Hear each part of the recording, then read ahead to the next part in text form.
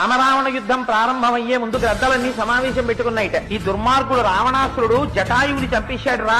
ఎవడైనా రావణాసురుడి తరపున యుద్ధానికి బయటికి వస్తుంటే మనలో ఒకడు వెళ్లి వాడి జెండా మీద వాళ్దాం. గద్ద జెండా మీద వాళ్తే మళ్ళీ వాడికి రిటర్న్ జర్నీ టికెట్ ఉండదు. వాడు వెళ్ళడం వెనక్కి. చీకటి పడిపోయిన తర్వాత యుద్ధం ఆపేస్తారు. యుద్ధం ఆపేసిన తర్వాత యువక గ్రద్దలు లక్ష్మణుడు అంగదుడు కొట్టిన వాళ్ళని తినండి. ఎందుకంటే వాళ్ళు ఇంకా ఆఖరి ఊపి ఉందనగా వదిలేసి మళ్ళీ ఇంకోటి మీదకి వెళ్ళిపోతూ ఉంటారు. అలాంటి వాళ్ళని తినాలంటే కొంచెం దంతపుష్టి ఉండాలి. సుగ్రీవుడు విభీషణుడు కొట్టి చంపిన వాళ్ళని మధ్య వయస్కులు తినండి. ఎందుకంటే కొంచెం పచ్చడిగా కొంచెం గట్టిగా ఉంటుంది. ఇంకా బాగా పళ్ళూడిపోయినటువంటి ముసీలి గద్దలు హనుమ కొట్టిన వాళ్ళని తినండి. ఎందుకంటే ఇంక అందులో ఏం ఉండదు, అంతా పచ్చడే. చక్కగా తీసుకుని 4 మీద పెట్టేసుకోవచ్చు. రాముడు చంపిన రాక్షసులు ఉంటారు, వాళ్ళని ఎవరూ తినకండి. రాముడు చంపిన రాక్షసుల్ని పట్టుకొచ్చి కొండ మీద పెట్టండి. రాత్రి అంతా అయిపోయిన తర్వాత పడుకోబోయే ముందు కళ్ళ కద్దుకుని అందరం నోట్లో వేసుకున్నారు ప్రసాదం అని గ్రద్దలు ఆనాడు తీర్మానం చేసుకున్నాయి. వాల్మీకి రామాయణం మాత్రం కాదు మహాప్రభు.